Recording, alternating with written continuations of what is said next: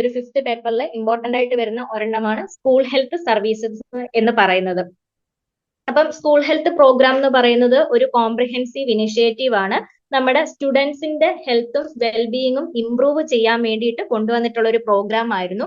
അത് എങ്ങനെയാണെന്ന് ചോദിച്ചു കഴിഞ്ഞാൽ നമ്മുടെ ഹെൽത്ത് സർവീസസും എഡ്യൂക്കേഷനും പ്രൊമോഷൻ ആക്ടിവിറ്റീസും ഒക്കെ നമ്മുടെ സ്കൂൾ എൻവയോൺമെന്റിൽ തന്നെ നടത്തി അതിലൂടെ നമ്മുടെ കുട്ടികളുടെ ഹെൽത്ത് വെൽബീയിങ് ഇംപ്രൂവ് ചെയ്യാൻ വേണ്ടിയിട്ട് കൊണ്ടുവന്ന ഒരു പ്രോഗ്രാം ആയിരുന്നു സ്കൂൾ ഹെൽത്ത് പ്രോഗ്രാം എന്ന് പറയുന്നത്.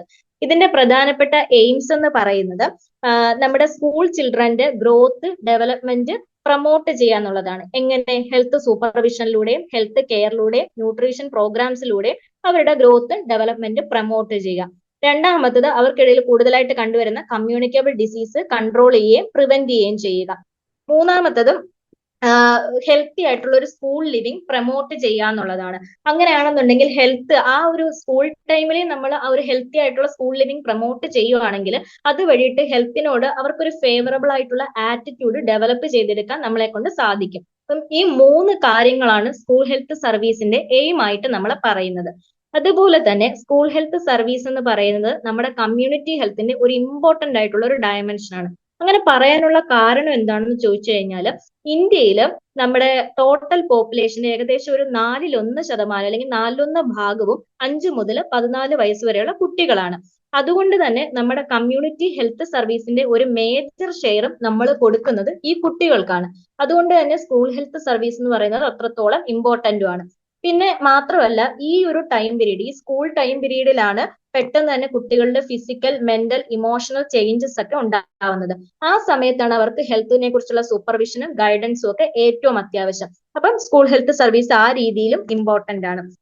പിന്നീട് പറയുന്നത് ചിൽഡ്രനിലാണ് കൂടുതലും നമ്മുടെ ന്യൂട്രീഷണൽ ഡിസീസസ്, കമ്മ്യൂണിക്കബിൾ ഡിസീസസ് ഒക്കെ കണ്ടുവരുന്നത്.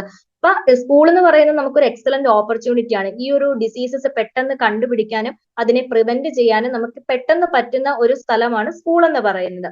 ഇനി അടുത്തെന്ന് പറയുന്നത് വീടിന് പുറത്ത് കുട്ടികൾ ആദ്യമായിട്ട് ഒരു ഗ്രൂപ്പ് ലിവിങ് എക്സ്പീരിയൻസ് ചെയ്യുന്നത് സ്കൂളിലാണ്. അതുവരെ വീടുകളിൽ മാത്രം നിന്നിരുന്ന കുട്ടികൾ സ്കൂളുകളിൽ ചെല്ലുമ്പോഴാണ് ഒരു ഗ്രൂപ്പ് ലിവിങ്ങിലേക്ക് പോകുന്നത്.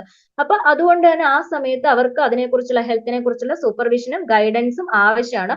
മാത്രമല്ല ഈ ഒരു സമയത്താണ് മിക്സഡ് കമ്മ്യൂണിറ്റിയിൽ നിന്ന് കൂടുതൽ ഇൻഫെക്ഷൻ കുട്ടികളിലേക്ക് വരാനുള്ള ചാൻസ്.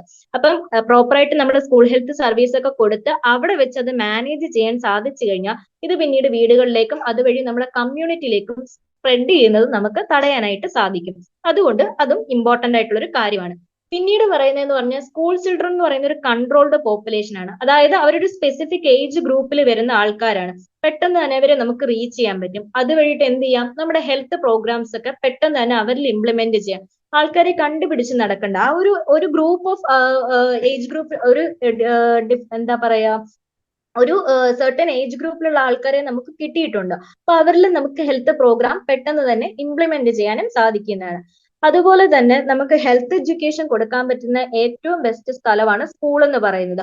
അപ്പം കുട്ടികളിൽ അവരുടെ ആറ്റിറ്റ്യൂഡ്സും പ്രാക്ടീസും ഹെൽത്തിനോട് ഉള്ള അവരുടെ ആറ്റിറ്റ്യൂഡ്സും പ്രാക്ടീസും ഒക്കെ ഡെവലപ്പ് ചെയ്യാൻ ഹെൽത്തി ആയിട്ടുള്ള രീതിയിൽ തന്നെ എങ്ങനെ ലൈഫ് കൊണ്ടുപോകാം എന്നുള്ള കാര്യമൊക്കെ കറക്റ്റ് ആയിട്ട് എഡ്യൂക്കേറ്റ് ചെയ്യാൻ പറ്റുന്ന ഒരു സ്ഥലം കൂടിയാണ് സ്കൂള്.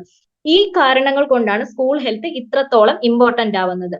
പിന്നെ പറയുന്നത് role of community health nurse in the school health program ആണ്.